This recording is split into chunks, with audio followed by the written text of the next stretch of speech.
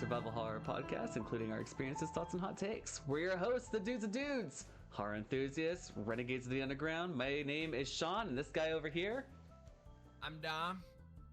And Dom, what are we going to be doing today? Party foul! I just spilled my beer.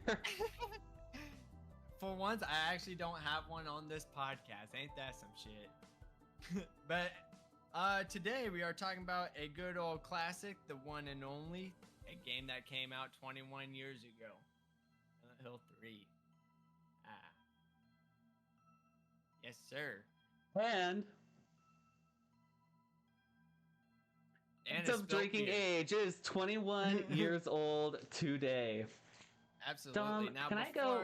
Hold on, give me like 5 seconds. Oh yeah, no, you're absolutely good. I party fouled so hard. For those of you that spilled your beer so during hard.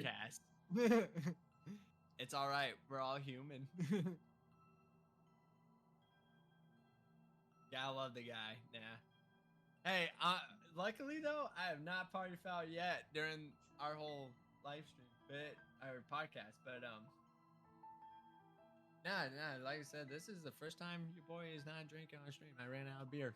Dang old derby cars, man. But with that being said, guys, so Silent Hill 3, a childhood memory, man.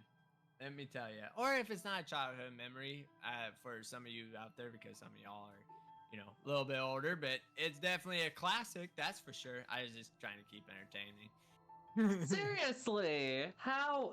I was so ready to do this thing, and then the next thing you know, I went like this, clink, and I went, oh no. Your first mistake was the medicine. The blah blah blah. Blah, blah, blah, blah, blah, blah. Love you, Sean. Nah, so Silent Hill 3 is officially 21 years old. I was celebrating with a beer for it. I was probably in kindergarten. Oh no. For that. Yes, happy birthday, Silent Hill 3. Before I get into the description of this one, Sean, would you like to tell me your first experience with Silent Hill 3?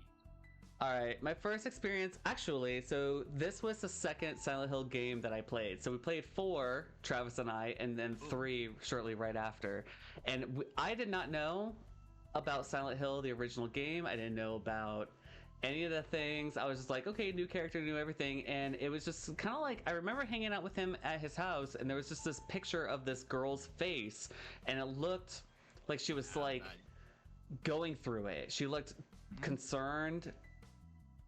I don't know if you have you got the case. That's Absolutely. The only one of the 2 games that I am missing. Yeah. So that picture of her right there, it looks like she's going through something. Like she's concerned, she's scared, maybe a little bit frustrated or something like that. And I was just like, yes, we need to play this game. So we played it all the way through. And it was an interesting take because I hadn't played a video game with a lead character being a female before. At this time, for me, playing Lara Croft, Tomb Raider wasn't it wasn't up to my speed. I didn't really Right. It wasn't my kind of game. And that's honestly, mainstream wise, the only female character that I can think of that was around at the time, PlayStation wise, Man, so yeah. Do I have a fun little story for you? So my first time seeing this game, and it's funny that you mentioned about that girl because I had the same exact experience. I'll bring that up here in a bit. So I won't ever forget this. Me and my family went out to, I believe it was either a zoo or a amusement park. I forget when we were a family. And basically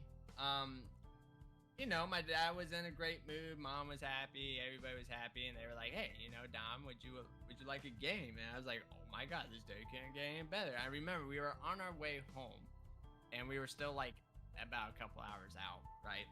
And it's funny that you said that because me and my sister at the time did the same thing. I never played a Silent Hill franchise of my life. And just like you said, me and my sister, we knew for a fact that night we wanted a horror game. And Okay. it was more of like me watching my sister play, because I was terrified of horror games, and so she just wanted something brutal, and that's what we found was Silent Hill 3, man, and that's what it is we seen that girl on the front cover, and then you turn her around, and may I remind you again, for those of you that can't see because I have a amazing camera, aka I don't. For those of you that can't see, great I'll try to do lighting. Yes, I can. But when you Yeah, that's see good. this terrifying stuff, I mean, Yeah. man. So we get the game, and mind you, I'm like 6 maybe at this time.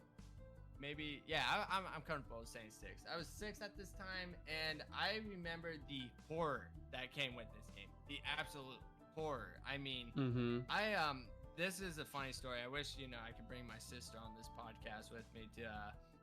She tell should be you a about special it. guest someday. Oh, absolutely. She would love it. I would And, love to she'll have be so Travis good at it. in just for like special Oh, guest yeah. reasons. Yeah, That'd like be seriously, awesome. right? But she would love to tell you guys this story for sure, but I'll spoil it for her. So there was this one part in the game that later on when we'll go through it, I ain't gonna say it, but there's this part and like there was bloody footsteps and a girl crying, and it scared the fuck out of me so No. hard that I ran out of the room. And she would kind of like flipped out because I even like knocked down my chair, and honestly, dude, I Yeah. started crying. It freaked me Yeah. out that bad. Wow. So that was my experience of Silent Hill, and this was also if I didn't say it already, this was also the very first Silent Hill I've ever played. So yeah. Yeah, you mentioned that during the introduction episode, Yeah. like back in March or January our time, but back in Yep. March, like that was like this was your first game, and mine was of course the next one. And funny enough, apparently, we've got some fun information here. Apparently, Silent Hill 4 was in production while Silent Hill 3 was. Really? Yeah. Wow. Right? Damn, dude, they were on it. They knew that they were selling gold, and they Right? were selling bricks at that point. Why can't they do Just that stamping. now? Just stamp it, right? Like, why? Why can they not do it now? It's beyond me. Yeah, man. So no, it's a good memory, and I remember too. I had to just throw this in here because I just now realized it. So I was that dumb little kid too. That I remember hearing the name Silent Hill 3. I thought that was just the title. I remember later down the road, like there's Silent Hill 2 and Silent Hill Yeah. Origins, and I was like, oh, I thought Silent Hill 3 was just called Silent Hill 3. Come to find Just with out, a it's number the on third it, fucking yeah. video game. Which Duh. actually, if people don't know, it's actually really a direct sequel to the first game, but it takes place technically in the same area as Silent Hill 2. So it's kind of a weird like remix, if you will, of like. Yeah. It's got the gameplay of Silent Hill 2. It has the environment of I believe it's Pale Vale of Silent Hill, the business, that area, where James Sunderland goes to meander around. And then there's a lot of there's quite a bit of places to go before, and then we get to see the amusement park, which we hadn't been to since Yes. like Silent Hill 1, but we knew was right next to the hotel in Silent Hill 2. I still to Oh, this I day actually don't did not know that. Really? Yeah, so like Wait, the geographically, amusement like park is right beside the hotel. Really? yeah. Okay, here I am. So the 25 same years hotel old, didn't that know that. James goes to find Mary, Right. right next to it is the amusement park. What the fuck? Yeah. Right? I'm going to go ahead and read the back of this case Yeah. if you would. Okay. Cool, Yeah, cool. sell me on So- the game. Tell me what what these guys spun. All right, I actually haven't read the back of the case, so this is gonna be the first time. Dude, I was that type of kid that would judge a book by its cover. I was like, cool front, great back, let's play it. Yeah, I hated reading. Sean. I always hated read. I'm like, what is this No. game about? Give me the So, details.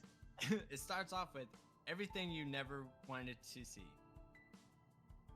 Swallow, I'm sorry. What the hell? Actually, they did a typo here.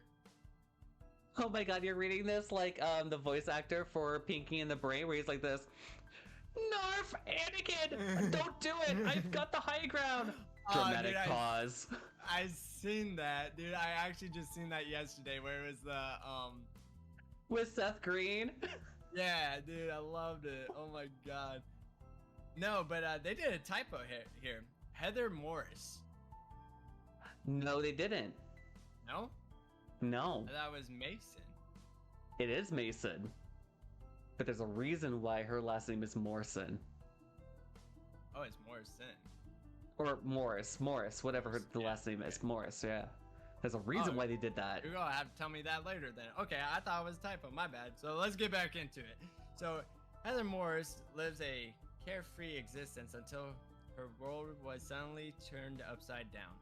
Trapped and alone in a mystery town of Silent Hill, Heather must fight sickening monsters to survive and uncover a terrifying connection between her past and her darkest fears. Featuring shockingly realistic graphics and cinematic storylines, Silent Hill 3 brings an unpilling horror to life. Absolutely. That is the description of Silent Hill 3. Dude, like seriously, if I saw a game that was just like that, I mean, the thing is like that just tells you you're going in for a wild ride. Oh, you know? Like, oh yeah. good lord. I mean, You know? especially if you were one of those people that do read the back of the game. I'm not one of them. I'm one of those people. After you read that and you just see that back art of her just sitting there on her knees Mhm. and like crying or like fuck, and then like you see these monsters, like you're like, yeah, she's going through it, bro. She's Yeah, going seriously. And again, it's one of those games that like it just kind of like drew you it drew me in just to be like, well, I played the fourth one, so let's just get the third one in and see if it had anything to Right. do with the fourth one, and then come to find out, no, you're fine. Yeah, close the window real quick. Oh, no problems. Yeah. Ugh. All right, what's up? All right. Not much. Freaking. So this game here was developed by Team Silent. So the same crew from Silent Hill 1, Jeez. Silent Hill 2, Silent Hill 3. The director was, I'm gonna butcher this so hard, Kazuhide Nakazawa. I practiced this at work, by the way, before we jumped online. Producer and composer for the music was Akira Yamaoka. Yeah, it even says on the game right there. I actually didn't Right. realize. Yep. The writer was Hiroyuki Owaku, and the artist was Masahiro Ito. Yeah. And those are our reigning champions, the guys who put it all together. I honestly, like, I have a question for you. Characters. Let's get into the characters. Let's talk about Absolutely. each of the characters. When we see Heather for the first time, did you think like, this is pretty much well, we can do this now, as opposed to like, first time going in. Man, I remember watching and playing as Heather. I was like, this is awesome. Like she feels like she's a real genuine character. Like anything, Yes. nothing short of Henry Townsend from Silent Hill 4. But then like I also kind of noticed that like the way that she moves or the way that she's operating is kind of like the Maria side quest from Silent Hill 2. And I was So, the wondering thing- like, was that me or did anyone else think that? Now, the thing that got me, as I said in our introduction on our first podcast, is that the thing that grew me towards Heather and the reason why I felt so connected with this specific character is, like I told you, me and my sister were punk kids / gothic. We were into corn and everything, and they fucking nailed that. Like they had that her rock angst. music. They had that I don't give a fuck vibe, and who the hell are you, nor do I care who you are. And she, and I understand what you're saying with like the whole other things, but to me personally, on a personal level, I got more personal with this character than like Harry Mason and all that other stuff, So that's how I would say on that one, honestly. I felt more connected. Yeah, I would say that as opposed to the lemon of a character that we got for Henry Townsend, where like things are just happening around him and he's just like this. What the hell? I'm just Yeah. like, at least for her, she's actually like, she actually gets a little angry. She actually shows Yes. anger. She actually shows sadness. She shows um, pain. She shows like a whole wide of like just different emotions in this whole video game. Um, and distrust, like especially when she meets her first character, Douglas Cartland, you know, Douglas. um, like I don't Which know, I grew like attached with that character too, because I'm like, just let him in your life, girl. Like, and then, but then there was some weird parts where I'm like, okay, you're kind of being weird, bro. Like, yeah, but it's just that he gave that father figure though. Like he wanted to Mhm. watch her, he wanted to care for her. Like, and I was like, just let her. And then that's when she was kind of like, Yeah, well, because like the first half of it, like I can understand, like some weird detective guy shows up. He's like, "I want to talk to you about your birth," and she's just like, not interested. Which, by the way, this whole thing takes place on her alleged birthday. So it starts off with her birthday, right? Right. And 316 then too, isn't it? I think so. I don't know how Pretty old sure she's it's supposed to 16. be. Um, we meet up with Douglas Cartland. He says, "Hey, I found you because someone wants to meet you. Can you just give me 5 minutes of your life and or of your time?" And she's like, "Yeah, no, not happening." And she does what anybody else would have done. We jump through the window in the bathroom and we try to Yes. escape. But unfortunately, A our creepy way guy. is blocked. Our way is blocked by a guy by a truck at the end of the road. So we have to go through the door on the side, and we Which is run your into first save. yeah, right, exactly. And I love that like in the bathroom, like you knock on the door and you hear a knock back, Oh my god. right? But then Menacing. later Gave on, me you go chills. back and you knock on the door, and there's no knock on the other side. Um, and also a really fun fact about that whole bathroom scene, part two, is that there's a door that you go through. There's a lot of Silent Hill 2 references in this game. I had no clue was a What? thing until okay, so let's get to the characters first. We'll pin that. So Okay. just Yeah, I remind didn't me know about that. the Silent Hill 2 references. We meet our video game baddie. We meet Claudia Wolf. Oh yeah. What do you think Which- about Claudia Wolf? Okay, thank you. I was gonna honestly cut you off and say I got some words about this one. Dude, in this game, she was so annoying. Like I guess she's a religious person, but when the whole game is her saying God and God and God, it's like even as a kid, I was like, okay, I get it.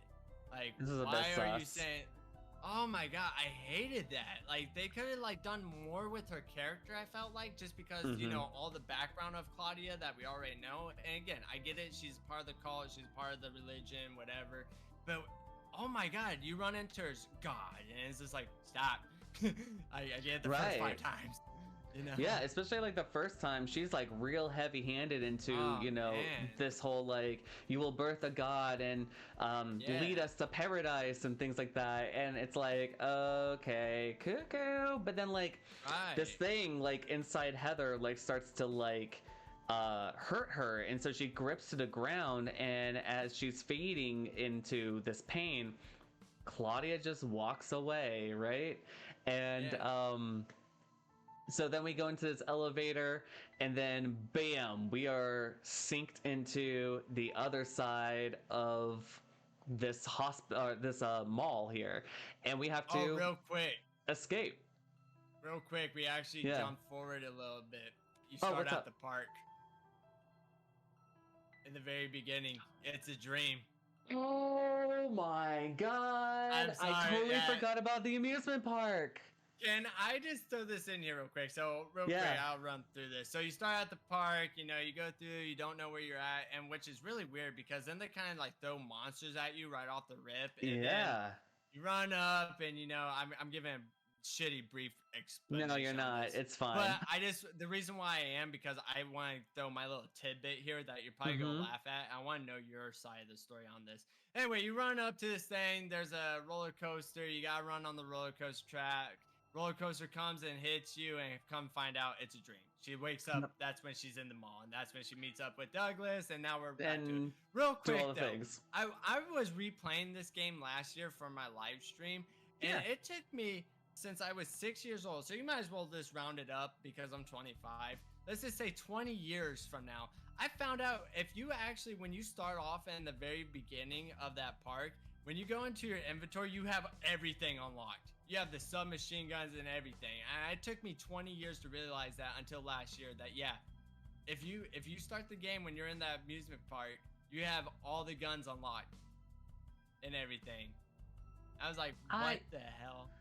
I don't remember that on the PS2 version. I remember that Travis and I had the knife, a radio, and a flashlight. See, you start that once she wakes up from that dream or whatever, that vision she had. Yeah. But yeah, no, wait, I'll have to replay it for you. Yeah, when you start off, you have everything unlocked. All the weapons, all the guns, everything. I was like, are you serious? Really? It took me 20 years. Yeah. Because what happened was I was getting fucked up by those dogs in the beginning, trying to find the door, you know, because you have to go through that thing. Oh right, and, right, the yeah. The classic "it's bread" meme. Anyway,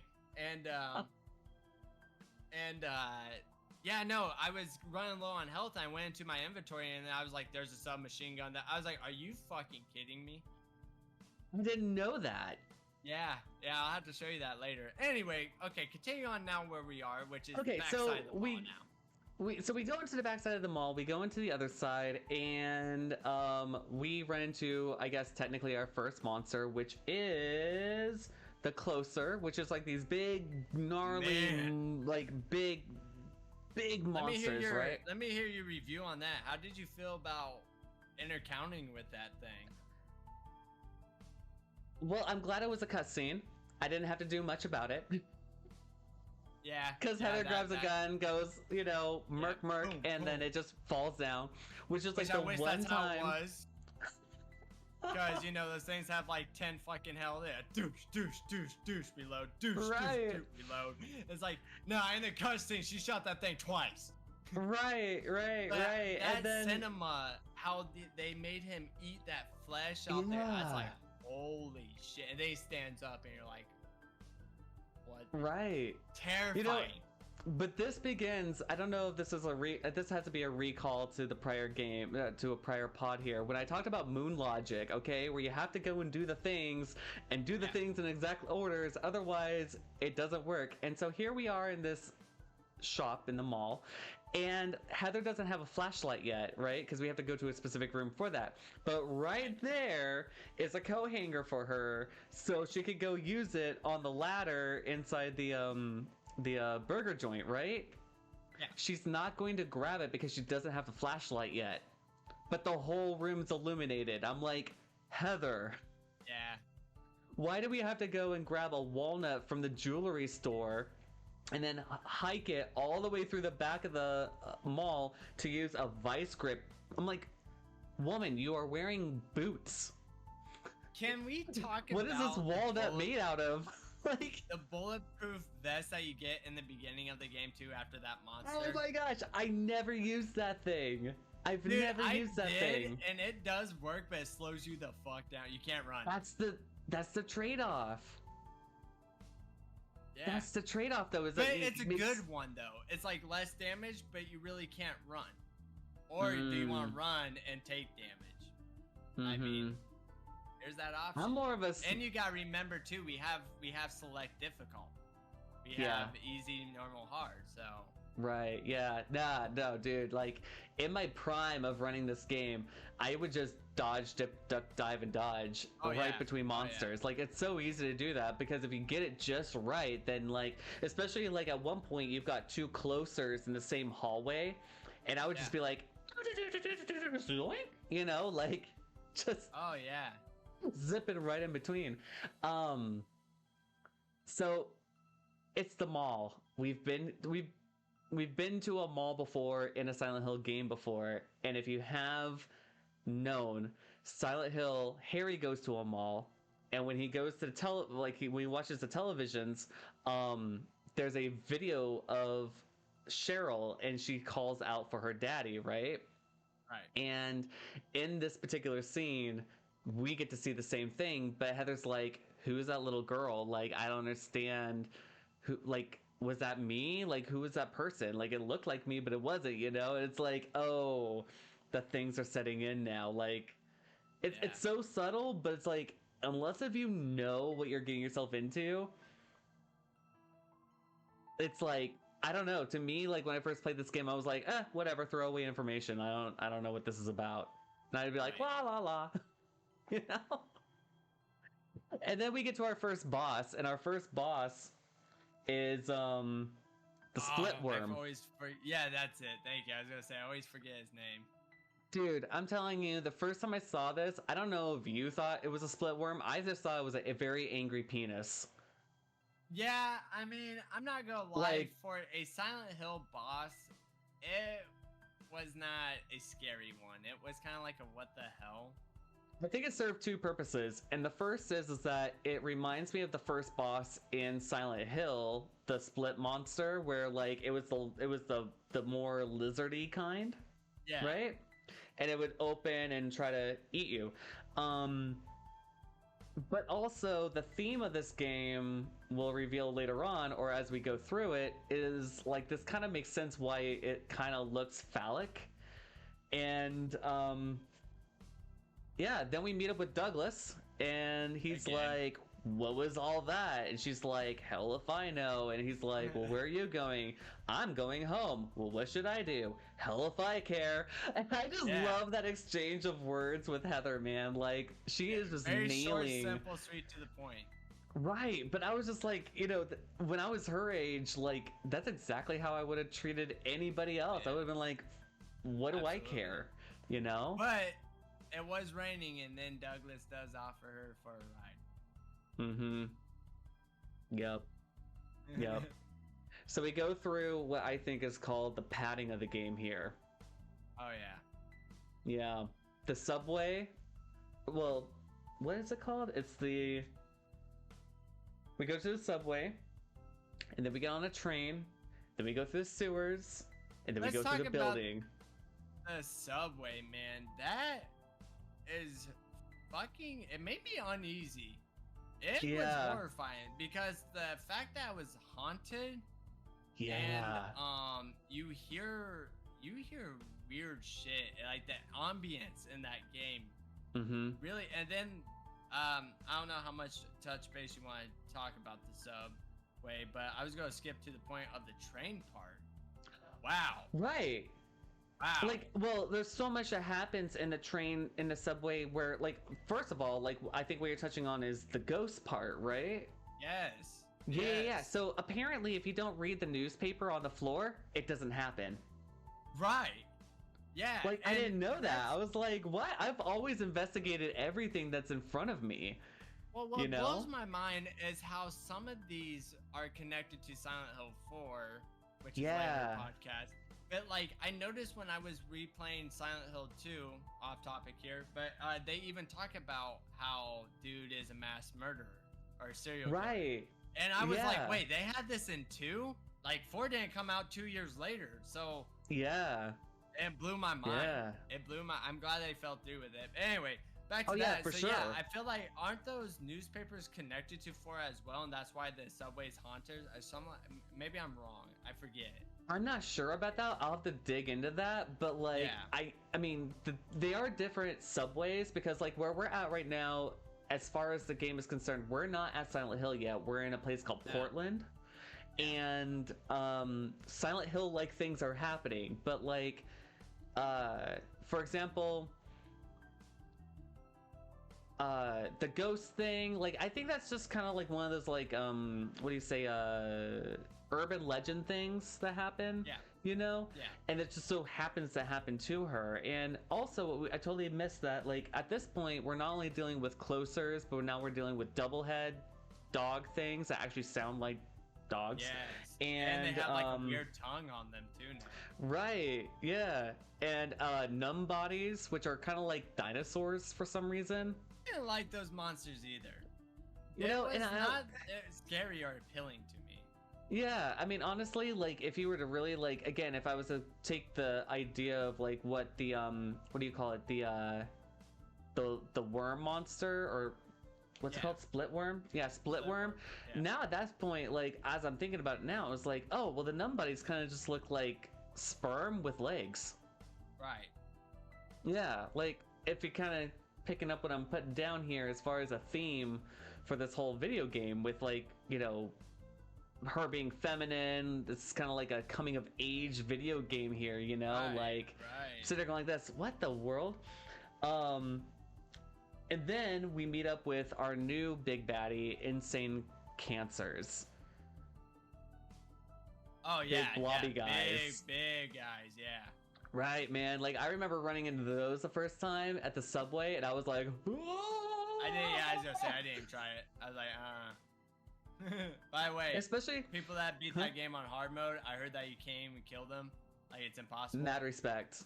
Mad respect. I always just like I don't even like waste my time with the Insane Cancer. There's only one in particular that I will, maybe two that I will fight, and that's the one in the building, and the other one is in the church.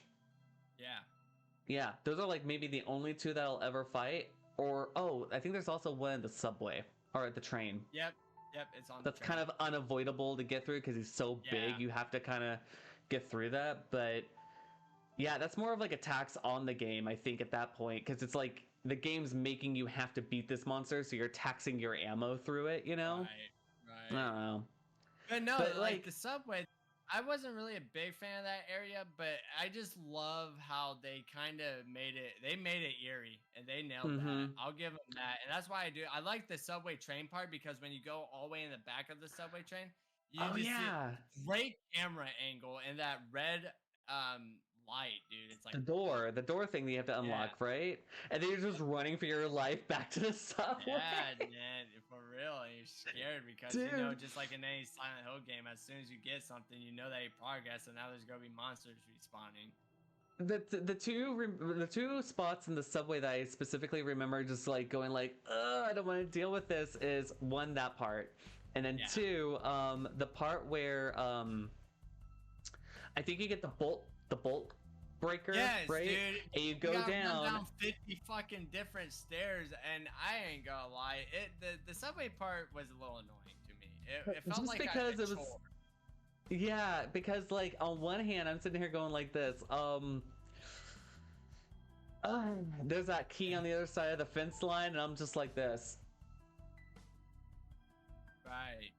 I guess we're going to go and get that key at the other side of the fence line. I don't know how we're going to get there, but we're going to get there somehow. Gotta do something. And so we board the train. The haunted train, I guess. I don't know what it is. I don't know who's running this thing.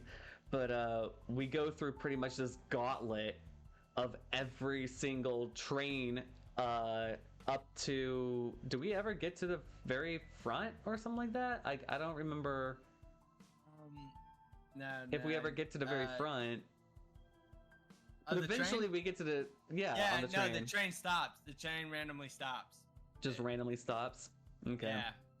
Yeah, then we get out and we get into some kind of like sewer place. Which, may I remind you, when you get out, to even add on the ghosts and the scary factor of the game, you hear the whispering, and it's just like, oh shit. And now we're in the sewer part, and may I remind you, I don't care who you are, this is just my give or take on it, and hopefully you can agree. Silent Hill and sewers are the worst fucking levels ever. They're boring. We could do without them. Take them the fuck out. I hate sewer levels in a lot of games, and they make it so boring. The first one, we'll give it a pass. I'm glad we skipped it in the second one. The third one, it was like, I think what they were doing was they were trying to do like little homages to Silent Hill 1. And so we got the mall, right? And now we have a sewer, you Which, know? mall And wise, dude, like you said, they nailed the mall too. Like me thinking of mhm. a mall as a kid, that was so awesome. How they did that mall, I loved it. For you kids out there, a mall is like a place that had a whole bunch of stores in it, and it was where a whole bunch of people spent their money, and it was kind of like Amazon, but like I don't know if they still have malls these days. They But have anyway, sometimes food courts there. oh yeah, and that's right, those the were food a courts. thing. Oh, right, or like a merry-go-round in the middle. Yes. Oh my god, I thought that was just me, bro. Oh shit. Holy fuck. Dude, the Anyway, mall that was like the closest to my house, like it's Yeah. shut down. No one goes to it. same. I Same. wonder what the inside of it looks like now, just because I'm just like, Mm. it might be scary. I mean, it could be scary. I don't know.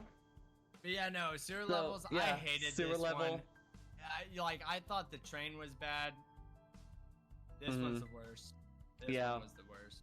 Yep. A little trick to the sewer level here. Did you unexpectedly die in this sewer level?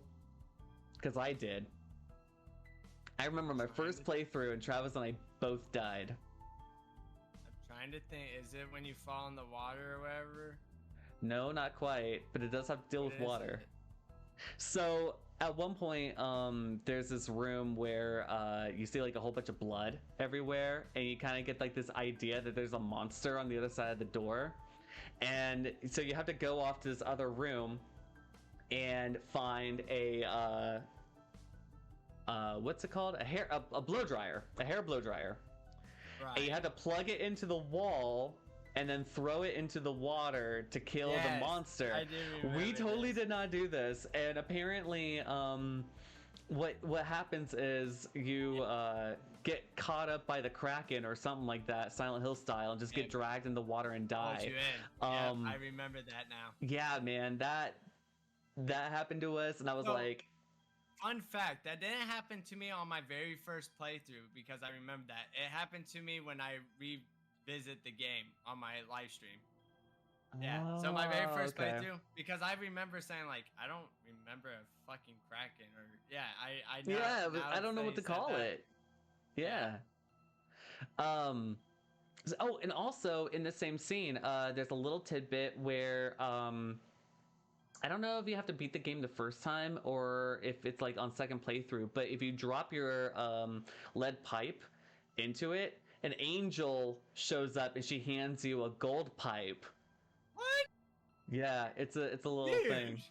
Yeah. Just a Wow. little thing. Yeah, a little thing that it's like this weird angelic thing. It's all pretty music and shenanigans. She's like, That's cool. "Don't worry, take this pipe with you." And I'm sitting here going like Actually, this. that's in the book right here. It's probably in the book somewhere. As I say, why If you go to the sewer level, because I just there's- seen it yep. for the Um, podcast. And then shortly after we get out of the sewer, we Whoa, get hold on, wait, before you Oh. switch on that. Dude, Sure. the fucking chemicals in that sewer part, because then you gotta run down to the boiler room and you gotta do all that stuff. Remember, you gotta mix the Oh, chemicals. I totally forgot Yeah. about that. No, that shit pissed me off again. Stupid fucking. You could have done without it. I'm sorry. I'm gonna throw it out there. That shit pissed me off because again, on my second playthrough, I was running all around on this motherfucker, and then I had to Right. actually YouTube it, and yeah, you had to get fucking chemicals, boil it, so it fuck, what does it do? Doesn't it No. kill like the bugs or something or? There's bugs in the That's in what the it was, mall, yeah. right? It was bleach, peroxide, Hated it. and like meat or something like that, and like or Yes. no, it was just the two chemicals in that one. But there is another reason why we do this, and it's because it's teaching you to do it a second time around in the building. Remember? Because we have to go and get chemicals in the building with a piece of steak. That's And right. that's the one cancer boss or monster that I personally kill because it's right in front of the refrigerator. Yeah. And I don't know, man. I'm still like kind of iffy. Like, so between the mall and I still try to figure this out. Like every single time I play through it. So between the mall, we go from normal mall to angry mall back to normal mall, but then monsters are still coming after us shortly after. And then when we get to the building, oh no, it is still normal, but we go through the picture that we set on fire, and then that sets off the second Yes. half of the building. Okay, I was Yes. like, I'm trying to remember this on script. Okay, so you were right. I did find it.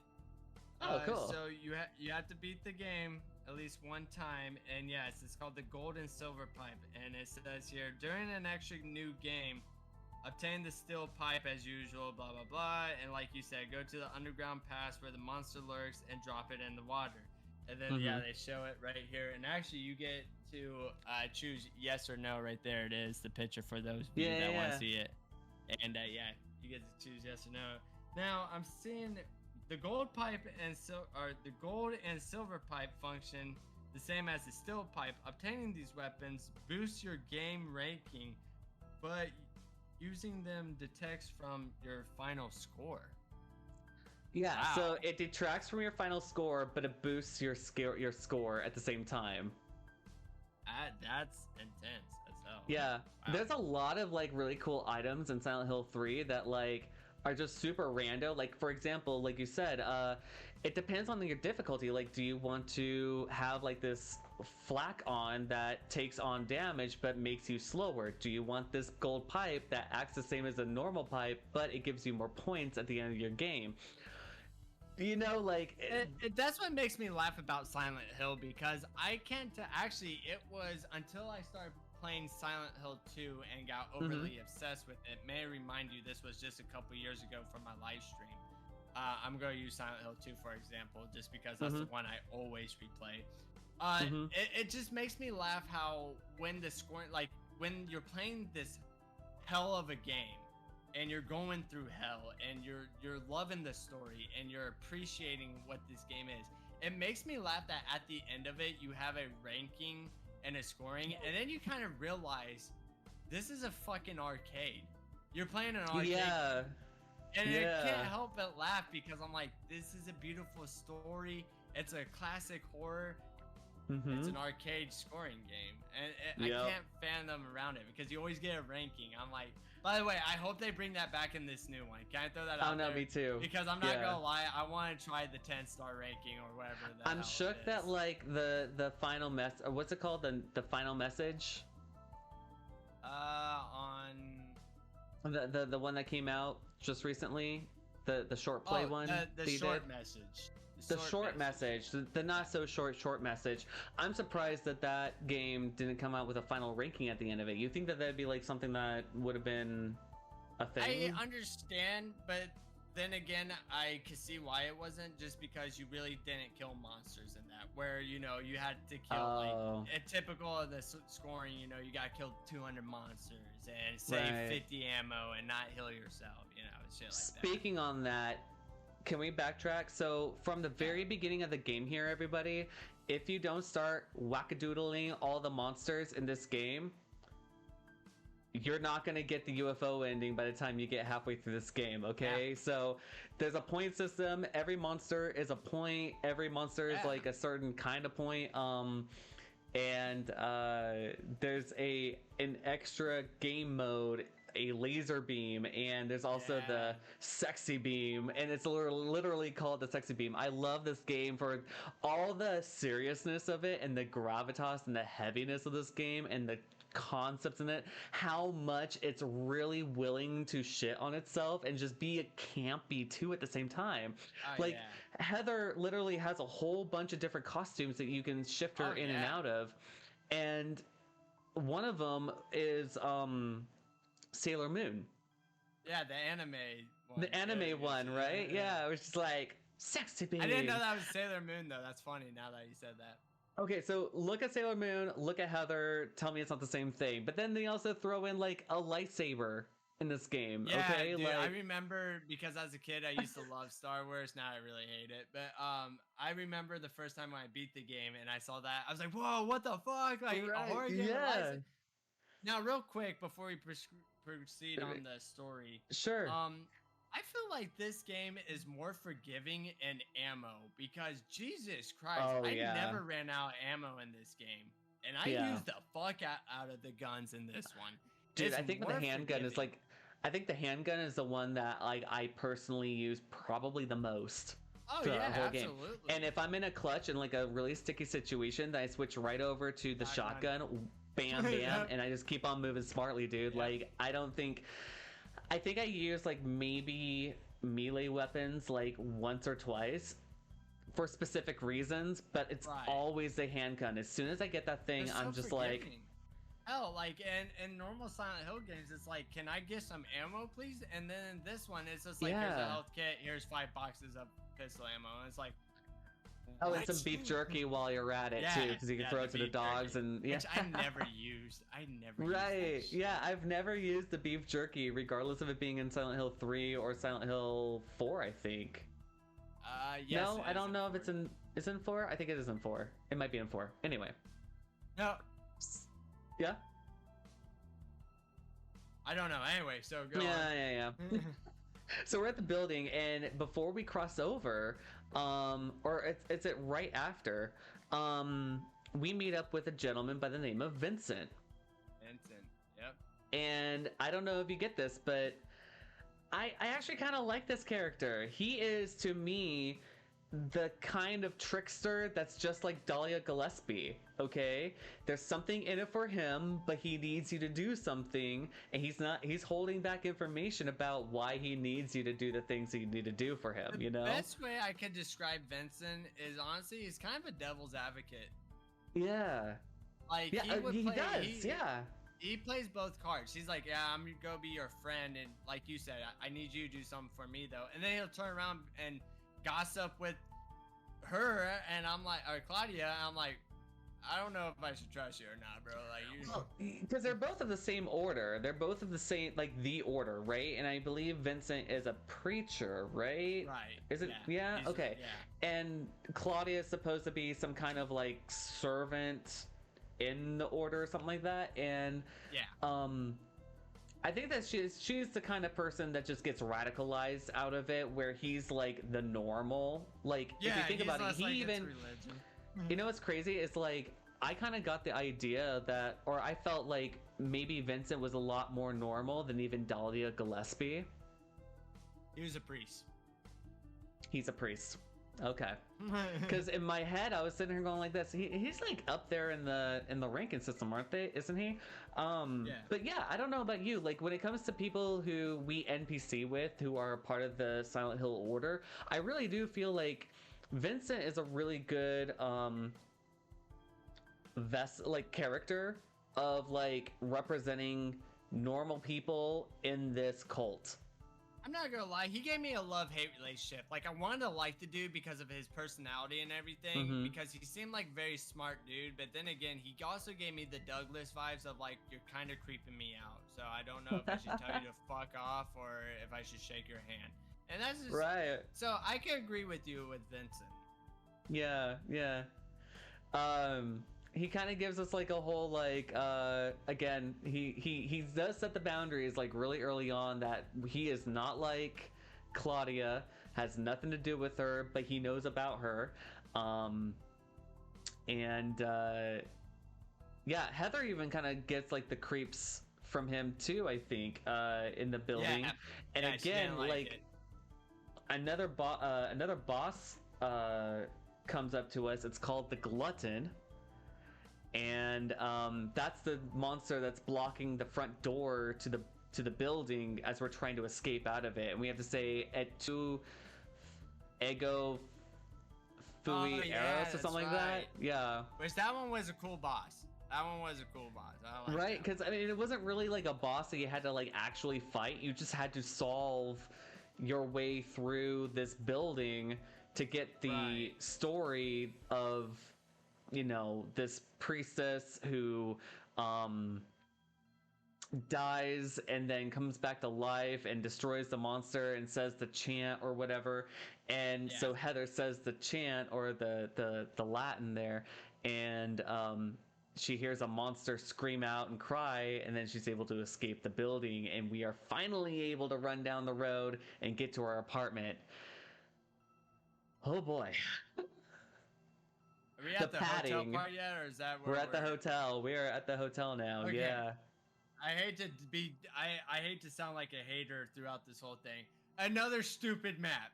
I love the design of the hotel, but the doors. This is the first Silent Hill game, at least in this area, where every door kind of opened. And then just as many doors open was as many was locked or broken. Yeah, and like as you're I got lost so many times. I know, right? Like I personally I remember like even now like I feel like there's a flow to the you go here, check the elevator, you go there, you get the rope, but you got to go over here and get something else and Find the mattress. Find the mattress. Oh my god, the mattress. I totally forgot about that. You know, there's so many different nuances to this building here that like eventually at the end of the day I'm just sitting there going like this, dude, we're just trying to get out of this building. Yes, you know? And that's why I'm gonna throw that one in a category, even though I haven't been given these a category. But that one is honestly a designer's choice. Yeah, like, it was a cool map. I'm not gonna complain about it as much as I was bitching about it, but like it's a cool design. Way too much. Because like I said, it's just like, oh, you gotta go back down to the first floor. Now you gotta go to the rooftop. Now you have to go visit the third floor. It's like, what am I doing? And I think there's like 5 levels to that game or to that particular level, you know, and we're trying to get out on the bottom floor. But then like just because you got used to 1, 3, 4 being open doesn't mean that that's the same when we go over to the other side, because it might be 1, 2, 4, 5 that's open, but 3 is not, you know. And also I think this is where we start to see Valtiel show up, where he's turning things, right? I think this is like one of the first few times we start to see him. Yeah, you're talking about that one creature thing, right? Yeah. Also, is this the I don't want to spoil it, but is this the mirror, or is that later on? You know what room I'm talking about, or no. That's a whole other level later. That is okay. All right. But we get out of the building here after saying the chant thing to the monster, and we go down the road. We get into the apartment, and we find out that hey Dad, I'm home, and if you're not, here's the thing. I feel bad for like us because we didn't know that this was a direct sequel. So now it's like the gravitas of like who dies at this scene like means so much more. And you know what's really crazy is like I feel like I don't know. I've tried looking at like just still shots of the character. It looks like they took the original design of Harry Mason and just put him into a chair. I don't think they updated him. Like he did a suicide or something like that, or so that was the look. That was the look, but it was actually he was killed by the mercenary monster who we go and we on the rooftop have to fight on the rooftops up there. Which that one was intense, man. Yeah. Holy shit! Because he had like. I might be wrong on this because I'm drawing vivid memory. He had like a chainsaw or something like that. He has knife things. Right? That's he has like knife things. Yeah. Yes. And he can run. Yeah. Yeah, so, that dude freaking moves, and like, of course, you can't like shoot like him in front of him because he'll do the chop thing. Yeah. So it's like you kind of have to. It's such a strategy. Like this is one of those moments where I'm like. I just bust out. I switch handgun to I think shotgun at this point, and I just try to wackadoodle him. I actually try to follow him around the level and just try to shoot him from behind instead, you know. And I would like to throw this in here with everything else too, but fucking how loud this game is out of all the Silent Hills. Like you got some silent parts, you got some like ambience in the background. This one, it's like right off the bat. It's like you open up a door and the music and just the everything's so loud. It's like you gotta turn your volume down to like the low, like at 1, because it's just shearing. That's all it sounds like, just metal to clunk, and the fucking monsters are so obnoxiously loud. Yeah. So, honestly, the game's loud, man. Well, if it's too loud, you're too old, D-Dog. I'm sorry to have to say this to you. As an older gentleman, okay? Maybe for maybe that's the reason why I have tinnitus, okay? Oh Not man. the F-18 aircraft I've been dealing with for the past 10 years of my life. Yeah, so we find out that Claudia Wolf sent a minion in to kill Harry. Yeah. And this is supposed to make Heather angry or like mad and things like that. And anyway, she escapes. She escapes. And I don't know if you've ever tried this, but have you ever gone to the door after the missionary? Or like during the missionary scene? Have you ever gone to the door to see if you can unlock it? I think I did, but remind me. So it's really funny how Heather, like, it'll say like the words at the bottom of the screen. It'll say, "The door's locked, that bitch," and I'm just like, Oh no, I haven't seen that then. Also, isn't this where you go into your room and you find a taser? yeah. Which I never used. I never used the taser in the Same. whole game. Yeah. I've never used the taser. I'm not I gonna don't lie, even if know. you're gonna give me a long ass pipe, I'm not gonna use something that got like jab. Or like the mall that you find. Yeah. You know? I Yeah, forgot like about I that, always too. felt like that was more of an upgrade to the pipe, and I was like, why can't we have a gold, silver mall? Like that seems a lot cooler Right, than a right. pipe. And this is our halfway point because now Douglas shows up. He's like, I'm sorry, I didn't know. Whatever. She's like, don't say anything. How do you feel about halfway about the game at this point? Because I personally did not feel like on my first playthrough that any of this was padding. Now I'm sitting here going like this. We could have gotten here a lot quicker. Yeah, God, yeah. So me personally, I just felt a lot of emotions. Like you really, like I said, like from the beginning with how I connected with Heather, as in like just the punk status level. I mean, me being a young 6-year-old kid that should not be playing this game, but like you just saw your dad commit suicide, or what you thought, and you're just going in a range of emotions on. Oh, like, yeah. You just feel lost. You don't know what the fuck's going on. The levels are pissing you off, and now your dad's dead. You want to kill some bitch, like. All she wanted to do was just go home for her birthday. That's all she wanted, you know? And by the way, this happens on her birthday of all things. Oh yeah, I can't wait for that part. Freaking, right. Freaking, Creep me out. to me, like, I didn't understand the gravitas of Harry Mason dying. Yeah.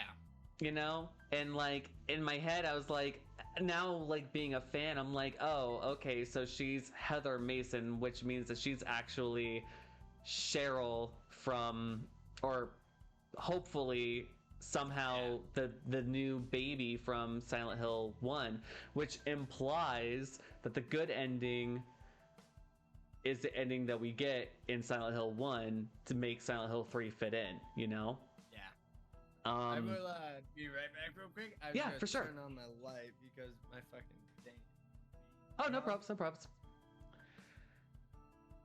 Oh, hey, Can't do the kitty. dark street no more. Now you get light V dog. Bright. And Okay, right sorry. out there. Yeah, continue on now. No problems, no problems. Yeah, so... Okay, so now there's a plan, and that's Heather and Douglas need to go to Silent Hill because her dad left her his diary with all the things that says go to Silent Hill. You know? So there's a cutscene. Oh, hold on. I gotta ditch a cat. So yeah, like there's this whole cutscene. It fills you in. It expositions everything. It fills you in with everything about Silent Hill 1, and this is where Douglas chimes in and says, "I know." There was a story that I heard, something to the effect of, he knows about a story of he was on investigation for finding a guy who was lost in Silent Hill once and could never find him. Right.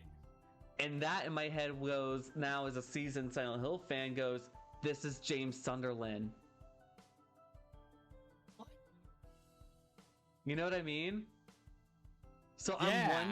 I'm wondering two things. Either A, the revive ending where he takes Maria to the island and brings her back to life, Right. or B, the one where he gets into his car and plunges into the lake is canon. Like, he doesn't survive. okay. There's no happy ending to Silent Hill 2.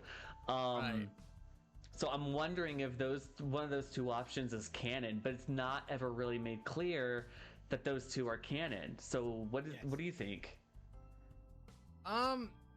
You know, honestly, I never made that connection. You know, because No. yeah, until like you said, there's always there was a lot of references in this, and Yeah. I skimmed right past, and like I just mentioned a billion times in this podcast, is that fuck, what was I gonna say? Hold up. Oh yeah, that I didn't even know that there was Silent Hill 2 references. 2 or in this 1 or game. yeah. Yeah. So, and that's even on my previous playthrough. So Oh. yeah, I didn't even catch on. No, so that's different to me. Oh, dude! Like, now it's like I'm playing all the way through these games. I'm like pouring over every single detail, man. Like, I sit here, I'm just like this. Okay, before you leave the hotel or the apartment complex, right, to go meet up with Douglas, there's a mailbox. If you have a saved Silent Hill 2 game, right? Yeah. The mailbox, you have to start off Silent Hill 3 with the Silent Hill 2 game, okay? So it doesn't work if you play Silent Hill 3 and then play Silent Hill 2 and then jump back to your game. Right. Okay, so you make it all the way through there. If you go to the mailbox just before you leave the apartment and go meet up with Douglas and go to Silent Hill, there's a mailbox full of mail. And she'll say that James Sunderland hasn't been here in a while. What? Yeah, because his mail keeps on getting piled into this mailbox. Oh my god. Yeah, right? That's awesome. She even mentions, like, oh, he's been gone for a long while. Like, you know what I mean? It's the weirdest, like, Silent Hill 2 reference. Connect like that. And I love how they're like, if you have a save file, like, they need to bring shit like that back, because, man, that's such a cool detail. Bro, James Sunderland's dad is the guy who owns the apartment complex in Silent Hill 4.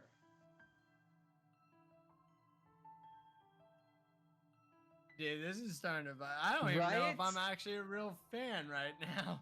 Right? Okay, so if you have a Silent Hill 2, save file, back at the mall, you go to the you go into the, I think, the men's bathroom or the girls' bathroom, one of the two, and one of them you can open. If you have a Silent Hill 2 saved file, you can open it up and you can investigate the toilet because there's something inside, but you don't know if you really want to. I remember that one because she says, "I'm not sticking my hand in that." It's the one and only time. It's the one and only time that in Silent Hill the character actually breaks the fourth wall and talks directly to you as a gamer and says, "Who would do such a thing?" Yes, that's right. And I'm just like, oh my god, I love it when video games do that, where they break the fourth wall and they talk to you as like the gamer, you know? Oh my god.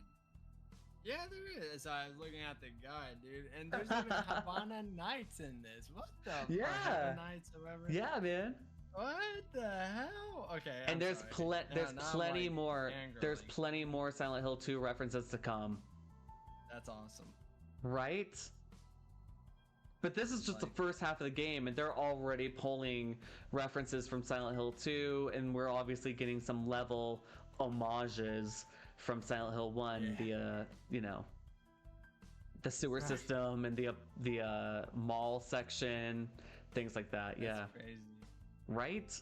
And the amusement park from early on as well. Oh yeah. Let's see. Yeah, so we have all of our cast.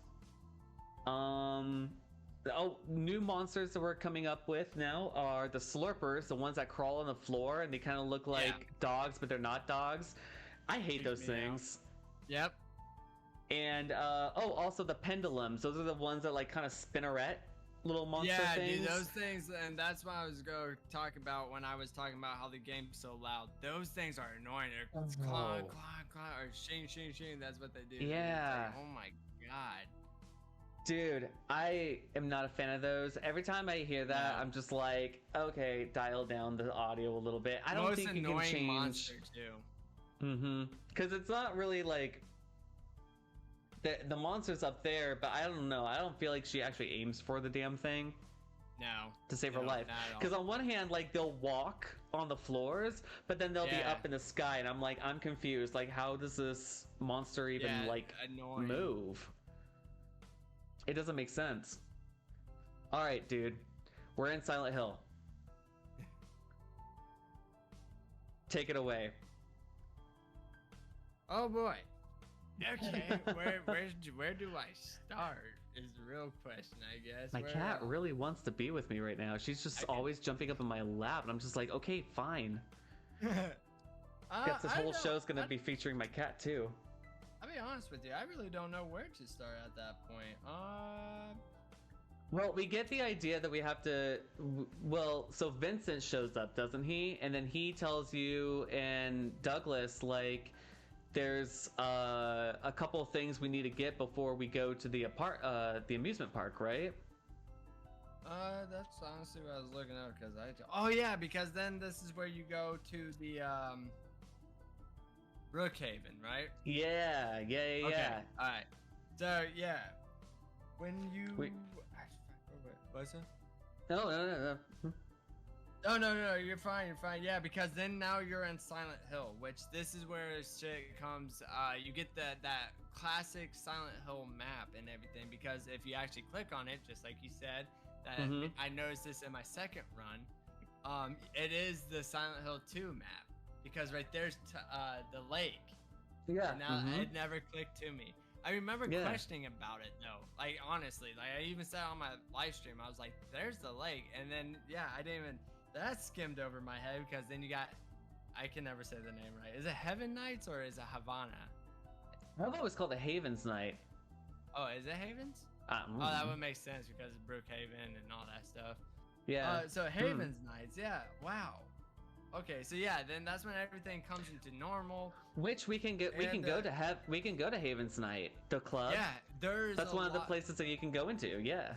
Yeah. So when you go in there, there's a lot of ammo and a lot of health there on the bar. And there are pictures on the wall of Maria. Are you serious? Yes. Oh my god, I want to go back to that now. There are posters of seeing Maria at night.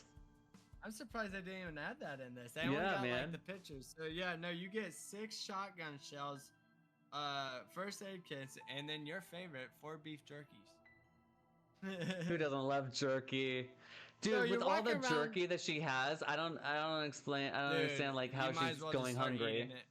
You start eating it as you're walking around. So as you're exploring the classic Silent Hill map and everything, this is when you come up to the classic of all classics, Brookhaven Hospital. Yeah, we get nurses again. Which I'm not gonna lie, before we get into that, I kind of jumped forward here for a No, minute. you're fine. Let me roll that back. I hate how they did the Silent Hill map on this one, just for the fact that it's the classic Silent Hill 2 map, right? But Mhm. everything in this map was blocked off. It was like, okay, yeah, you get this whole structure part, but like, oh, this road's cut off, this road's gated off. And I'm like, you're not really Yeah. exploring Silent Hill as like you normally would, just like in Silent Hill 2, because you could go everywhere. now. Anywhere. Yeah. And this one, it's just like, no, you go straight to the hospital. That's all you need to do.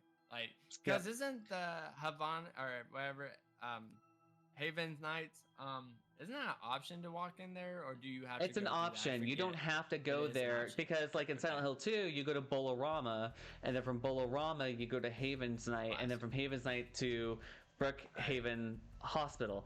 And in this game, you can't go to Bolorama, but there's like homages to Silent Hill 2 about it. You can't go through the alleyway in the back, and so that only leaves you the front door that was an option in Silent Hill 2 regardless, Right. but we decided to get complicated about it.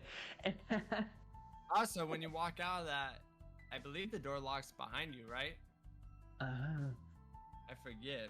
I have no idea. So now we're in Brookhaven, and Sean, Yeah. how do you feel about the old classic nurses style Silent Hill. Okay, so 1 this is I Silent like. Hill. These nurses I like. The bobblehead nurses from Silent Hill 2, they come back, but now they have wigs, and I'm here for it. Mhm. Okay, like. But we also get to learn a little bit more about this place than what we thought we knew from Silent Hill 2. How so? Okay, so I love this because in Silent Hill 2, it was a hospital. In Silent Hill 3, it's a little bit more than just a hospital. And as soon as you walk into the hospital, once again, you're being watched by ghosts. In Silent Hill 2, we were being watched by the director of the hospital. And as you go through the, story, like there's ghosts that talk to you via the radio with the radio show. There's I'm trying to think of other moments where ghosts interacted with you in there. But specifically in Silent Hill 3, there's, I believe, 2 ghosts. Stanley's one of them, because he's at the hospital. There's a couple of other ones that are there, and one of them specifically starts having a crush on Heather, and so his journals you start running into, and you start to realize, Which like, freaked me out. Because as a This kid, was- and again, I explained this in the beginning of our podcast, but I hated reading, so I was always like, skip dialogue. My second playthrough, I started reading it, and I was like, yo, this is getting weird and deep. Yeah, and not only just that, but the other patients in the hospital also you kind of start learning about the intricacies of the ghosts Because then that are you in there. Go to the tattoo man and everything. Yeah, and there's a clue in there about like how like the what is it? It's like the name of the man with the tattoo is the same as the man who is like the person with the key or something like that. Like there's some kind of nuanced clue in there. I thought I would have it right here. It does. Which is like freaking crazy, man. Like, especially when you go over to like the other side in Silent Hill 3, that like you get that. Well, first you get that telephone call, with Leonard Wolf, and he thinks you're one of Claudia's henchmen, or like he's very My problem with Leonard Wolf is that like he well, it's not really a problem. It's more like just a character feature of him, is that he's so how do you call it? It's like, you are a liar. I don't care what you say to me. You are a liar because I don't know you. You could be working for somebody twice removed that knows my cousin. Like, you know what I mean? Like, oh gosh, like, he's angry. He's angry for very illogical reasons towards people. Like, you could try to cut him off and be like, yo, no, D-Dog, like, chill, dude. My name's Sean Graves. I, stream on Twitch, and I, create music, man. And you'd be like, well, I don't know about that. You could be some, dirty dude who, I don't know, insert illogical reasons. But this is where we get our MacGuffin of the whole game. Our MacGuffin of the whole game. Do you know what a MacGuffin is? I think so. Okay. Well, okay. So our MacGuffin of the whole video game here at this point is the Seal of Metatron. Oh, okay. Yeah. So we know that Leonard Wolf at this point has the Seal of Metatron, and we need that thing to stop Claudia. Right. A MacGuffin, by the way, is an item or some kind of thing, right, that is important and very, very central to the plot, but then we come to find out it's not really that important. Oh, okay. For example, a MacGuffin in Star Wars would be like the Force, and it's supposed to be this all-powerful thing that binds us, penetrates us, connects the whole universe together, and it flows. Right. Now we got midichlorians. You know what I mean? Like, it's just... Yeah. It's a thing. So the Seal of Metatron, I did some research on this. Oh, okay. Let's hear it. The Seal of Metatron is actually the name of an angel in Judaism, Christianity, and Islam. Oh. is sometimes portraying as a serving as a celestial scribe to the holy god. In Islamic tradition, it's known as the Angel of Veil, which, by the way, we have a Valtiel, Valtiel, and we have a Veil as in Veil, as in to veil oneself in. Right. It is the name that Enoch received after transforming into an angel. So Enoch, by the way, is a book in the Torah, I believe. It's one of like the not classic books of the Bible. It's like one of the, you know, it's a book. It's a biblical book, but it's a spin-off book. I don't know how to explain it. It's not part of the original Holy Bible of Christianity. Right. So if you want to read Enoch, go ahead and read Enoch. It's a read, I guess. I don't know. Never tried it. But apparently that guy transforms to an angel and becomes Metatron, okay? So that's where we get the seal of Metatron. We go to the other side of Brookhaven Brookhaven Hospital, and we find out that this place was not just a hospital, it was a sanitarium. Yeah. Dude, you know what the creepiest part behind this whole sanitarium is? What's that? The part where you go all the way down to the third basement, and you go to get the crematory key. Yeah. And you see the thing, and there's bodies on some of the gurneys, but there's one in particular. Oh, I do. When you walk right by it, he kind of goes like this. Right, yeah. You know who that is? Who? It's not your beloved Stanley. That's not who it is. It's the other guy who has that's been falling in love with you. Oh wait, Stanley is the guy who's been falling in love with you because he's the one who has the diaries. Stanley's diary, right? So he's the guy who's been falling in love with you, and every time you walk by his body, he goes, Really? I know he does it the one time. Wow. Every single time. You can walk away, come right back, and he'll keep on doing it. Really? Yep. Oh man, that actually gave me chills. Like, it's so weird. I was like, ew, like, oh no, right? And of course the phone call, the infamous phone call that we get in the game, man. I love this one. Birthday. He's like, and that's actually what I titled our stream here on my channel here. It says, happy birthday to who are you? Yeah, and I love how he just says it so menacing. He says, happy birthday. It's like, right? Jesus, man.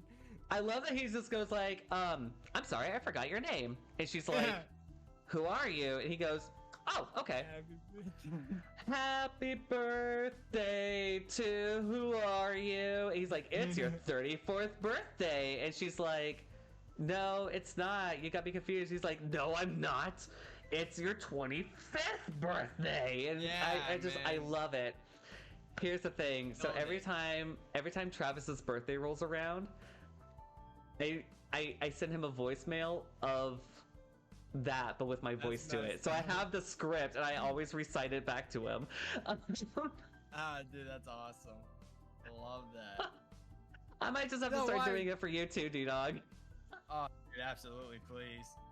Oh no, we skipped over the part actually. So we did? Yeah. So before the phone call, if you go all the way down, you get what is called mirror, and that is fucked up. The most menacing room of all. So you walk into this room and you start hearing these crickling sounds. You're like, and I don't know if there's something in it. From what I'm reading up, there's like nothing in it, as in like potion. Well, there's nothing to get in there. It's literally just a death room. But the longer you stand in there, the room fucking has blood going all over it, and it's showing who Heather's truly becoming. Because then you see like blood all over her at the end of this room, and it is fucked up. Like, it's just unsettling. And not only just that, but you're also taking on pain while you're in that room. Yeah. Yeah, you do lose health. I forgot about that. That's the one thing about that room that I have to like. When I've played the game now, knowing what I know now, I've actually sat there and gone like this.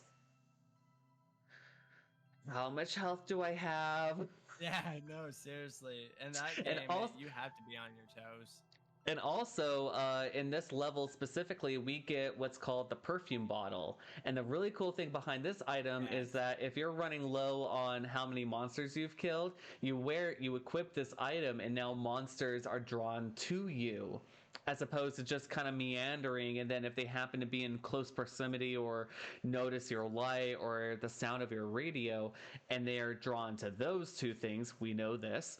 Now, like, that perfume just kind of sweetens the deal for you, where any monster in that room is going to be like this, phew, and just go right after you. So, if you're in it for the points, I guess, but personally, I've never used this thing before. No? Okay. So but I have always collected it. I have always collected it. I just never used it. So when you go through the hospital and everything, you go down to the bottom part, and now you go to the other boss, which is Leonard. Oh yeah, Leonard. You go through Leonard, and that boss, it wasn't a hard one. Not really. Like, it was pretty. If you get the submachine gun, gun, like, you can literally just go, and then he's done. He's dead. Yeah. But so you go through that, you get the amulet, you do the sacrifice and everything, you meet up with Vincent again, and then you're coming. But we get a cutscene of him talking to Claudia in our apartment. That's right. I forgot about that. And the two of them have a little sparring where they kind of disillusion that, like, he kind of realizes, like, she's too far gone, and he's like, okay, well, whatever, we'll see you next time, I guess. Like, you know, right? She kind of writes him off too. Oh yeah, absolutely. Which is kind of weird to see from her, but you know, now stuff is kind of climbing together. No, but after all that though, you end up at my favorite part of the game, which I don't know why it is, but I love this part so much. But the Lakeside Amusement Park, man. Oh, dude, how you feel about this level? I felt like it was like kind of like returning home for like what I felt like playing Silent Hill 1 was like, you know, because like if you think about Silent Hill 1 and like all the parts to the amusement park, I feel like my brain did a lot of the filling in for like how the level looks, right? I would love to see an actual map of the amusement park, because in my head, for Silent Hill 1, it probably doesn't look anything like what it really does look like. And so I feel like Silent Hill 3 fills in a lot of the details that we didn't get. Oh, absolutely. The thing that I love about the amusement park and everything, well, not just the amusement park, but in Silent Hill 3 in general, is that the maps actually felt like what they were going to be. And when they did it good. So like, you know, like at the beginning, like when you were in the mall, it felt like a mall. When you were in a subway, it was definitely a subway, and the fact that you were on a moving train was just another additional. When you're where you're constantly feeling like the chugging of like the wheels under you, because the game controller is vibrating along with the rhythm of the music, essentially.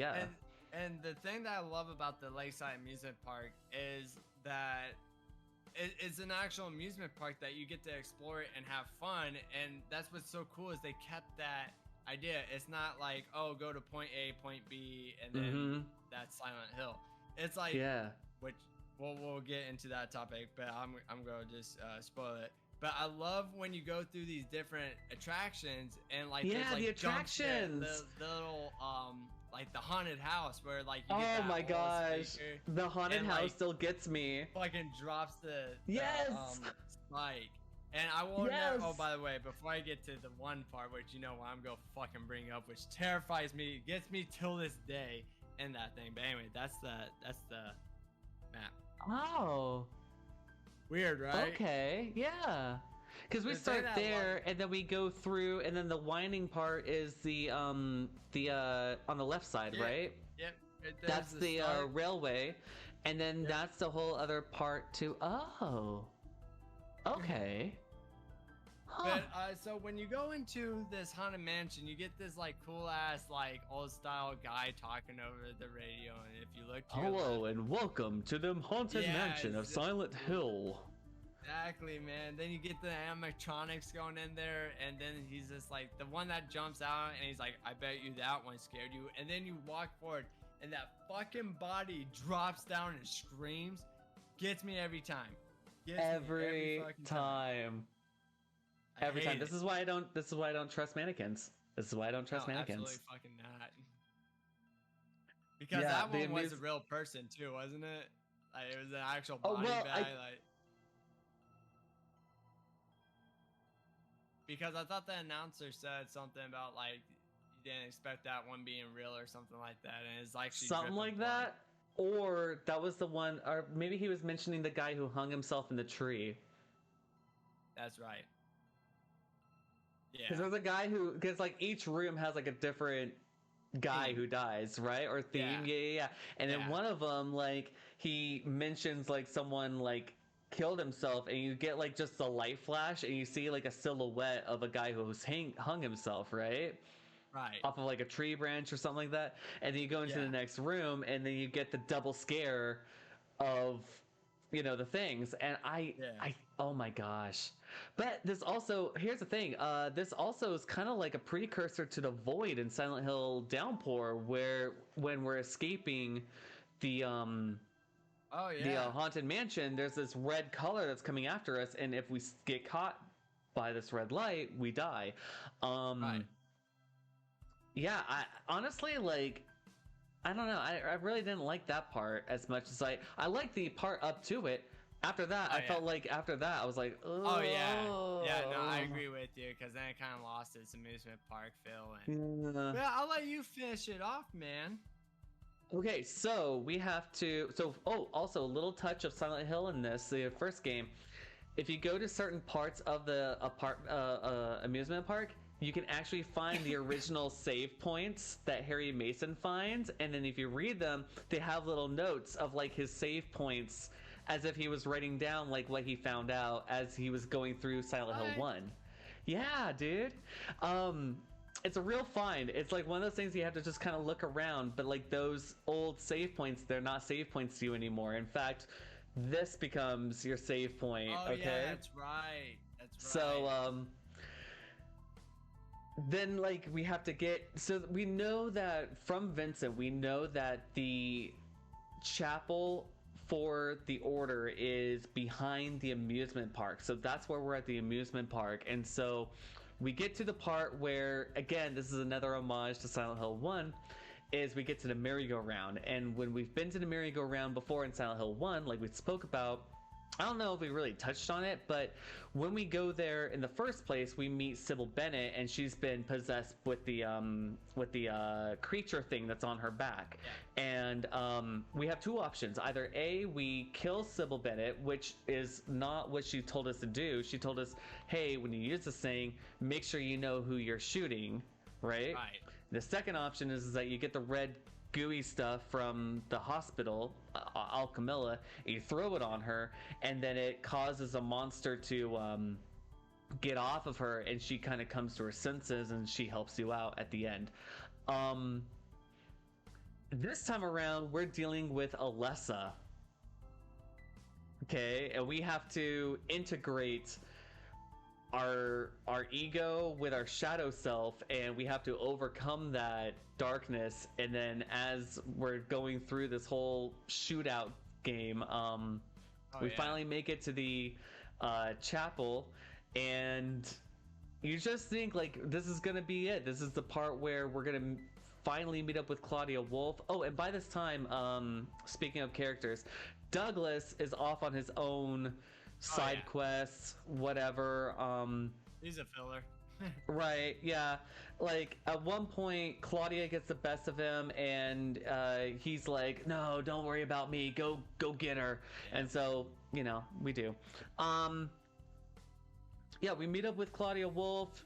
She and Heather have a chat, but then Heather kind of says like, "No, I am Alessa," you know, and this is Right. not what I want. And so there's kind of like this, like everything that Claudia's been working for. She's like, "What do you mean this is not what you wanted?" You know, Right. like you've betrayed the order, you've betrayed everything that we've believed in and everything. And so, anyway, that thing that's been inside Heather and causing her the pain and suffering. Oh yeah, throughout this whole game, I forgot. You mentioned it the one time, but yeah, Yeah. throughout this whole game, she does stop periodically and just starts like screaming and dropping to the ground and passing out, essentially. Right, yeah. Or like at least coming to a little bit more, and then, Yeah. you know, just you're in the other side or something like that, on the other Yeah. side of Silent Hill or the area that you're playing in.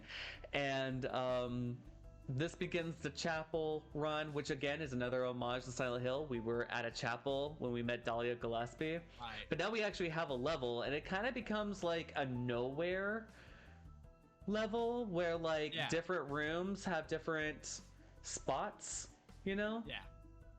And one of the MacGuffins here is finding tarot card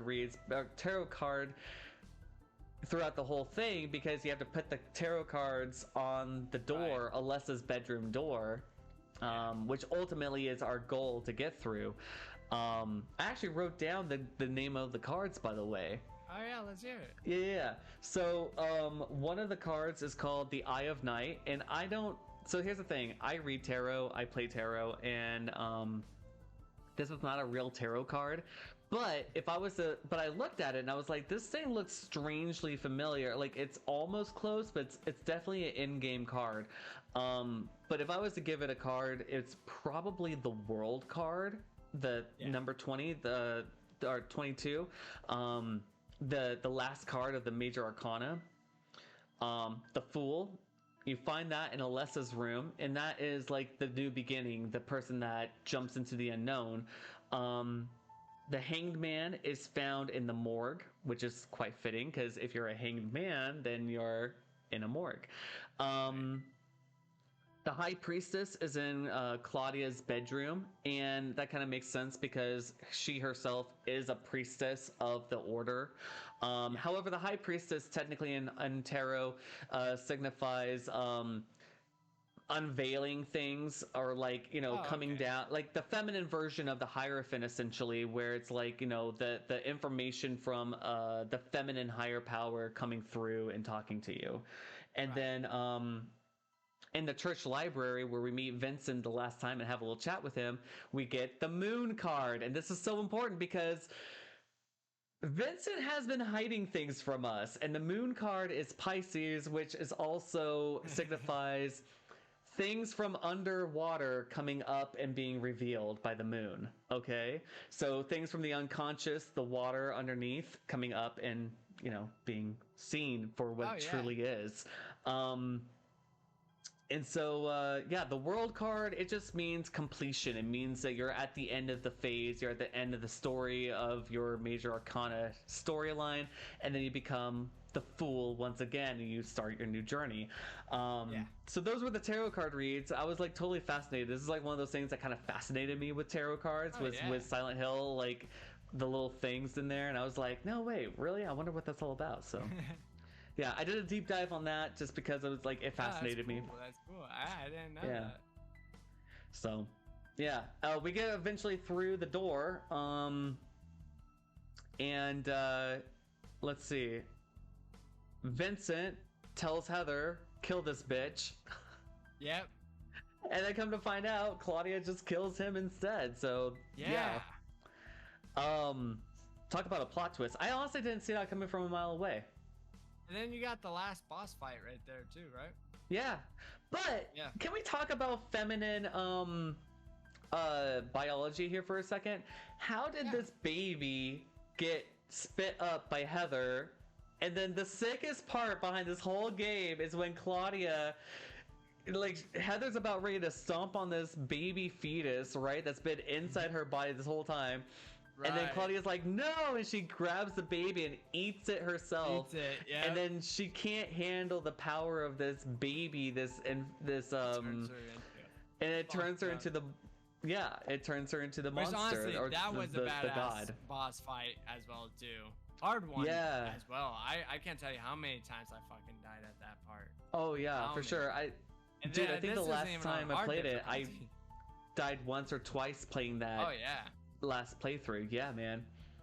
We get to Beautiful. we see Valtiel again. We see Valtiel in Brookhaven Hospital, and we see Valtiel once again putting on the crown on the god, or putting the mask on her, and Right. and then that's the end of the game, man. We go back to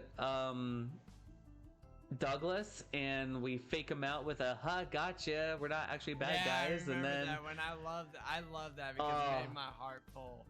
I was like, oh Right? yeah. I was like, that's such a Heather thing to do. Like, she would do that, you know, full well knowing like how much in the shit we're actually in. And then you get your ending. Well, actually, technically, that would be your good ending, because the bad ending is Right. where Douglas is not alive. Oh really? Yeah, Oh, there's a that's whole sad. bad ending, man. Yeah, that's And a that's classic Silent Hill 3. thing. There's like 6 endings. This Yeah, only has it 3. does. Oh yeah. Yeah, this game only has 3 So- endings. Out of before I show you what I wanted to show you out of this whole Sure. podcast, when I looked up, I want to know your thoughts on it. What rating system do you give this? Ranking. Sorry. As a direct sequel, I give it Tis Peak, because it knows it's a Silent Hill sequel. It does a lot of homages to the original Silent Hill, so that way it doesn't like lose you in like this is a new Right. thing. Right. But it also wasn't afraid of making fun of itself. I love that. Like, I love Yeah. like when it's not too campy, but it's like Right. it's just campy enough, but it's also quite serious as well, you know? You're gonna be actually surprised about mine. So my rating on this, honestly, it's so me personally. I give it Tis Peak Silent Hill. Me personally, it's one of those games that as a kid, I fucking loved it. It was Mhm. great. Like nothing could beat it. And then I started playing the other Silent Hills later in life and actually beating Yeah. them. And like I mentioned it 5,000 times, when I revisit this one, I'm finding it more of a struggle to enjoy. Like it's not Oh. fun to me. So me personally, honestly, it's a great filler. Like you said, there's a background, there's a middle, there's an end, Yeah. and it does make sense. As a The Silent only thing Hill- that I wish they could take away was story. just a little bit of the padding early Yeah. on, you know, and do a But- little bit more and- in Silent Hill, and then we would be fine. Yeah. Oh yeah, absolutely, yeah. But no, it all comes together and the story makes sense. But me personally, just playing it as a game, they tried or it gets the job done. Like I'm not gonna put it up top. Honestly, I wasn't a big fan of it. Like the first time, loved it, but this second time, hell, if it even tells you anything, I've been uploading a thing on my YouTube, the gameplay on my YouTube. Yeah. I haven't even beaten the game yet because I'm at the ending right now, and I'm just like, I really just don't want Eh. to. So I just don't enjoy it as much as I used to, and it hurts Hmm. because I don't remember it ever being like that as a kid. Really interesting. Yeah, it sucks. Because to me, like that would be like going back to my first video, like my first video game I ever beat was Donkey Kong Country on the Super Oh, hell yeah, Nintendo. that is a classic. But that's the thing, is that like I mean that game still is unfolding to me as an adult. Apparently you could beat all the bad guys in reverse order, and there's a whole speed run for that. I had no clue. I still had no clue. Dude, people that do speed runs, bro, I give mad respect to you, but please touch Mad grass. respect. Like go outside, get a job. I don't know, but honestly, I wish I could do it. Like people that speed But run. the thing is, Sometimes yeah. I get bored, dude, and I watch speed runs on Silent Hill 2, and like it amazes me how some of these people could do it in 38 minutes. And I'm like, bro, I beat in Silent Hill 2 3 times, and every single time it's still taking me over 3 hours to fucking beat it. Yep. Same here. And I think that's a normal speed run if it's not on computer. Because a lot of the speed runs are on computer because they can do the shift, what's it, Yep, like shift save. pause or whatever it is that they do. I think they glitches still and do that stuff. with Silent Hill 3 as well, because it also can be played on PC. And I don't know. To me, it still holds the charm. It still holds the At heart. yeah, the heart of it. It still Yeah, has so heart when in it it. comes to story, it's great because it tells the whole, like, this is Yeah. God. It picks up. It picks up from where it left off. I think it wraps up a lot of the details. Unfortunately, we lose a main character in the end, but Yeah. you know, it's okay.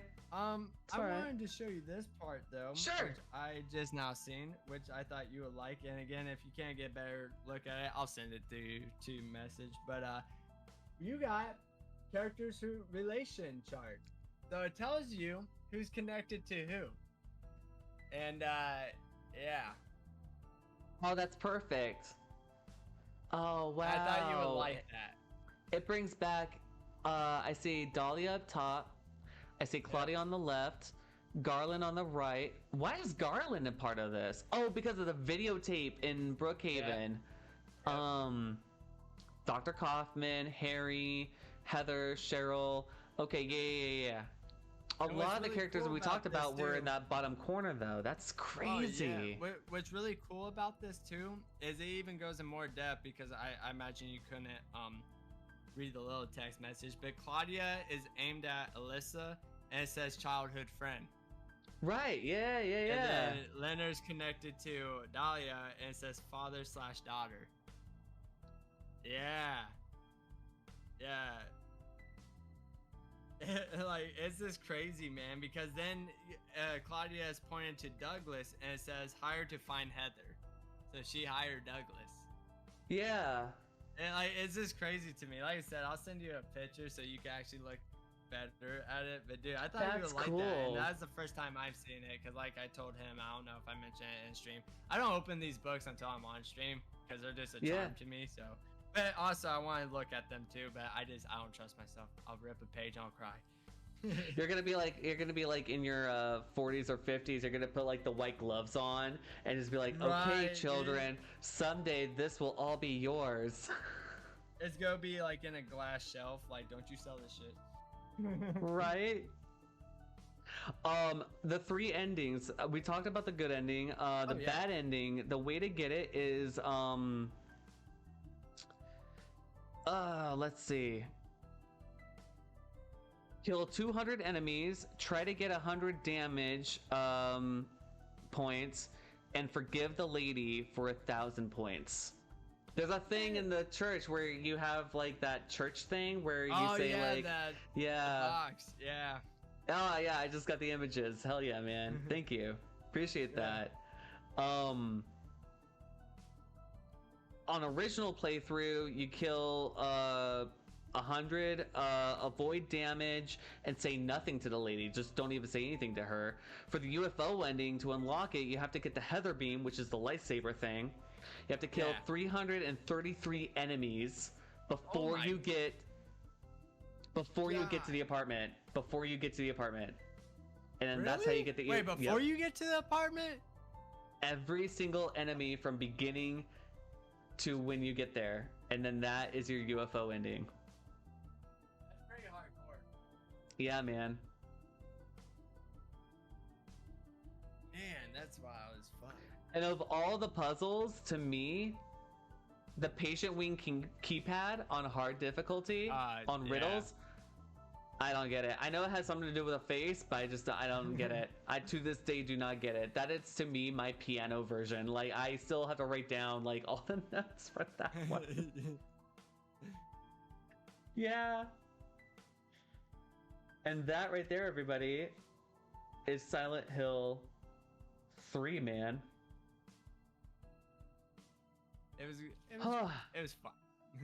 That was a was a roller blast. coaster, a literal blast. I loved it. Hell yeah, It man. was an amusement park, man. Like you said, it's a roller coaster where you start off from. Seriously, like it feels like that. I also like the fact that, can I just put it out there? There's a movie called Jacob's Ladder. Oh yeah. Have you seen it?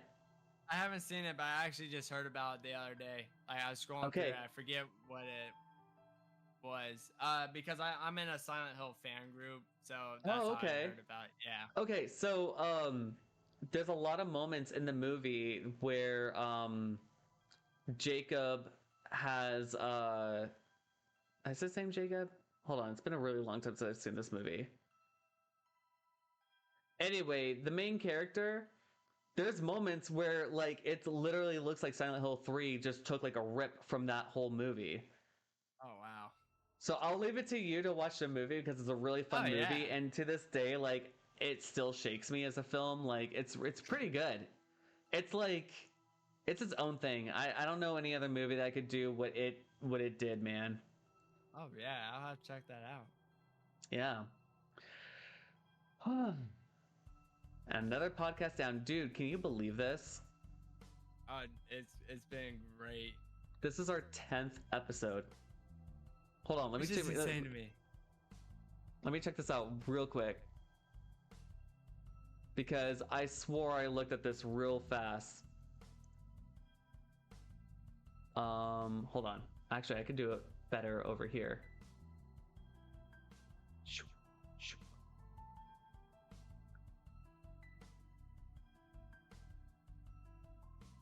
Da, da, da, da, da, da, da, da. This is our 10th episode. That's insane, dude. Right? Holy You came a cow, long way, dude. too. Seriously, like of all the things, I don't know, man. I'm just excited. I'm just like super excited that like we've actually made it 10 episodes. To me, I don't know.